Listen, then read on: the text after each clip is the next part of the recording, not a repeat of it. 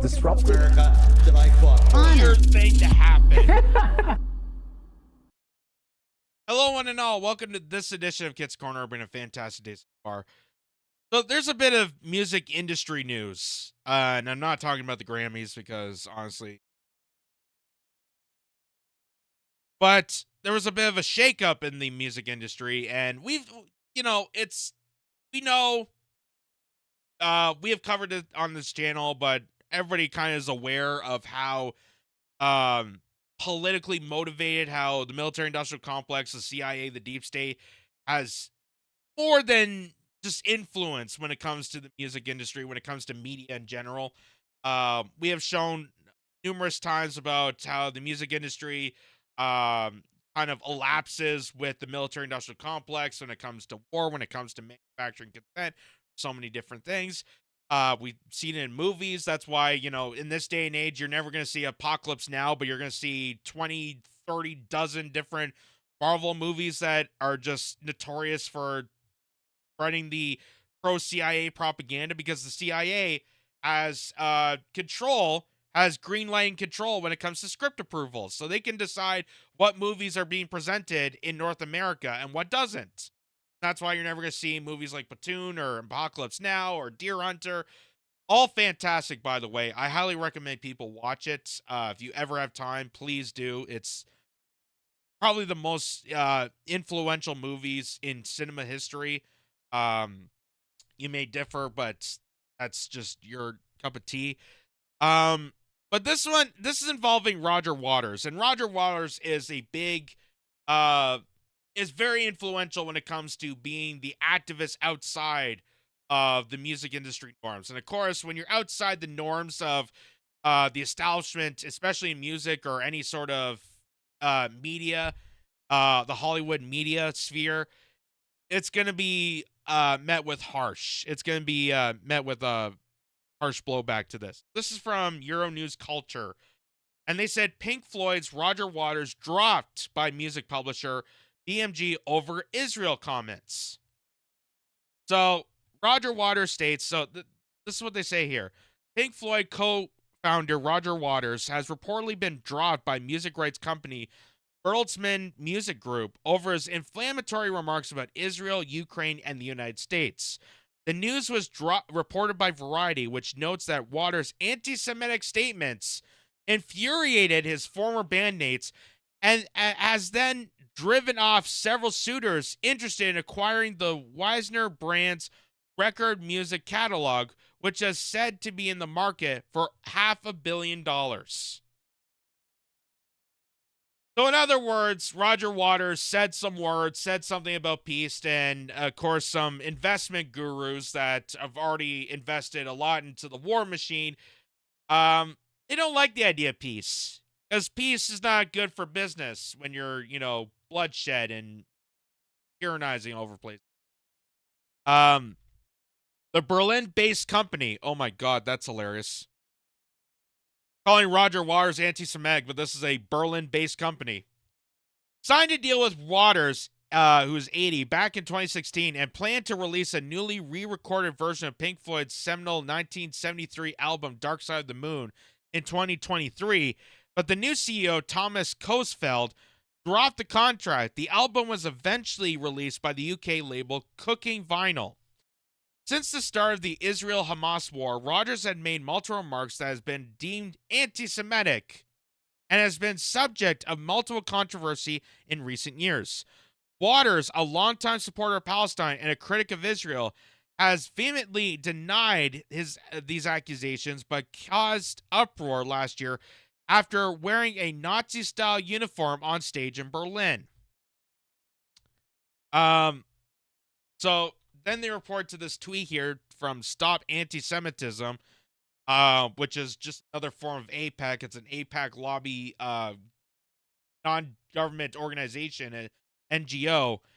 And they said that great news, Berlin police have launched a criminal investigation into Roger Waters following his concert in which he dressed like a Nazi SS officer holding a gun and designated the murder of Anne Frank. And it's just, it's again, the purpose of art is supposed to be shocking. It's supposed to be subjective. It's supposed to take real world situations and put it in a harsh spotlight. And Roger Waters was trying to point the fact that what the German Nazi occupation did to Jewish people, you're doing to Palestinian children. Like, the fact that he went on stage and recreated the scene where they wanted to capture Anne Frank, you're doing that and cheering on that for Palestinian children. That's the point that's trying to be made, but nobody gets the point of that. Nobody sees that. They just go with the obvious sight of Roger Waters in Nazi gear, even though we are aiding Nazis in Ukraine, by the way, and just go by, the flow of the motion, say that Roger Waters is an anti-Semitic, even though he has huge support with Jewish people. He has huge following with Jewish communities. He won the legal battle in April of 2023 after miscreants of Frankfurt instructed a venue to cancel his concert, accusing him of being one of the most widely known anti-Semitics in the world. My God. That is that comparative to Disney? Walt Disney was a huge anti-Semitic, but Roger Waters apparently takes the cake. I don't get it. Waters explained that his disdain is towards Israel, not Judaism, according to Israel, abusing the term anti-Semitism to intimidate people like me into silence, which is accurate. Which is no doubt accurate, because you know who keeps saying that? Jewish people. Norman Finkelstein has accurately figured this out, has accurately reported on that the whole purpose of using the anti-Semitic trope is to silence people on this, is to allow them to continue on their criminal behavior, to allow them to get away with this. It's the classic trope. It's like calling people Putin puppets to get away with Ukraine doing illegal behavior. People use these tropes all the time. It's been around since the dawning of Israel. It doesn't mean you're anti-Semitic. It's amazing to watch Zionist Jews calling regular Jews anti-Semitic. It's the most miraculous thing. It's the most mind-boggling thing to watch a Zionist go after Jewish people because Jewish people want peace. Palestinian people want peace. People in Israel want peace. But apparently the Zionists are so pissed off. They're the victims of all this, and they have to demonize everybody. If you're not 100% on board with us, then you're going down. And they're the ones, boo-hoo, giving the victim card to everybody. The Biden administration weighed in on the controversy, saying his recent performances in Germany were anti-Semitic. The State Department that Waters had a long track record of using anti-Semitic tropes, and that his concert in Germany contained imagery that is deeply offensive to Jewish people and minimized the Holocaust. Again, as opposed to what's happening now.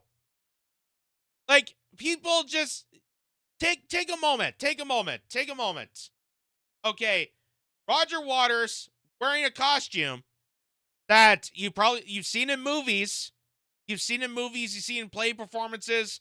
They're still performing Diary of an Anne Frank. Those people are wearing Nazi clothing. It's a play, and they're not saying that's anti-Semitic. Roger Waters is going on stage, pretty much doing the exact same thing, and people are not seeing the comparison of that compared to what's happening now. Again, you're repeating history. You're taking what happened to you and moving it to someone else. You're taking the Holocaust of Jewish people and putting a Holocaust on Palestinian people, on Semites in Palestine, in Gaza, in an occupied military zone. Holy crap. Like, again, it's all mind-boggling how people cannot see this. Waters branded President Joe Biden a war criminal during a CNN broadcast and claimed he was directly fueling the war in Ukraine. In February last year, when speaking to the United Nations Security Council, the artist, who also denounced Russia's invasion of Ukraine as illegal, but also claimed it was non-provoked, he had, "So I also condemned the provocateurs in the strongest possible terms. That's what out of the way."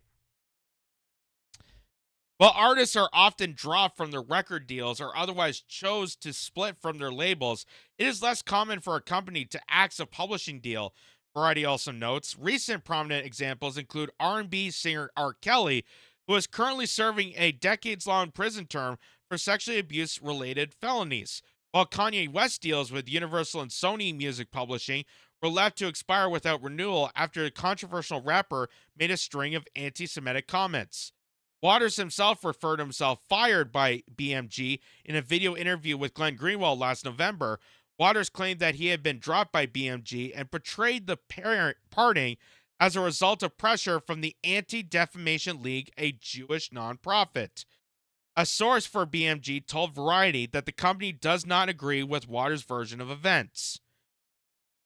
So, what this all really is that an artist who was actually trying to expose uh the the oppression that's going on in the world, the global conflict, and making a point to it, making an art form to it, is demonized by the huge lobby groups that are funneling this mass amount of slaughter and chaos and cruelty and disability towards people. This is definitely in the result of APEC and the Defamation League, which is just another part of APEC, and just the influence that this global construct has when it comes to the music industry, the war machine has when it comes to media, and just how damning this all really is, and that Roger Waters is an uh, influential musician because of the fact that he's able to stick his neck out, because he's able to say the things that he does. Like, have you ever heard of any other musician or rock star that's pointing the finger at the establishment and saying enough is enough? We got to stop these wars. Like, I haven't heard this stuff since when I've seen documentaries of Woodstock. And even nowadays, like, you look at Green Day. Green Day was supposed to be this, anti-Bush administration band, and now they're saying, F you to the listeners. Not the establishment, because now they're part of the establishment. They're no longer edgy. But Green Day, an American Idiot, they told the mega people to F off. They told the supporters to F off. They told their listeners to F off. So it goes to show you how heavily invested the war machine is when it comes to music, when it comes to peddling the propaganda through many art forms. And this is why there's an article, and I wish I had it up right now, done up by Due Distance Russell Dulabar. He did an article stating on why neoliberalism killed art, why it killed art form, why it killed the perspective of what it means to be a true artist. And this is exactly it. Because true art is supposed to go against the establishment. It's supposed to be different. It's supposed to be chaotic. It's supposed to be controversial. But we just no longer have that. We killed art. We killed the perspective of what it means to be an artist, to be a puppet of the establishment. And that's what most music is now. You're never going to hear an anti-war song. You're never going to hear, you're never going to see a movie that's, going against the establishment in a harsh light than back in the day. And just shows how much deep state control there is to them. Roger Waters is such a great influential musician because of what he says and because he's a true artist. He sticks his head out for people. He cares more about his listeners and cares more about the people. That is inspiring rather than just music deals. He's not whoring himself out for the next record label. And considering Pink Floyd is such a remarkable, still to this day, a remarkable band, like, he doesn't care about the record deal. I mean, obviously it's upsetting, that they had to cancel it just because of the fact that he's a peace advocate, but he doesn't care. He's going to be a person. He's going to be a genuine person, and that's what's so amazing about him.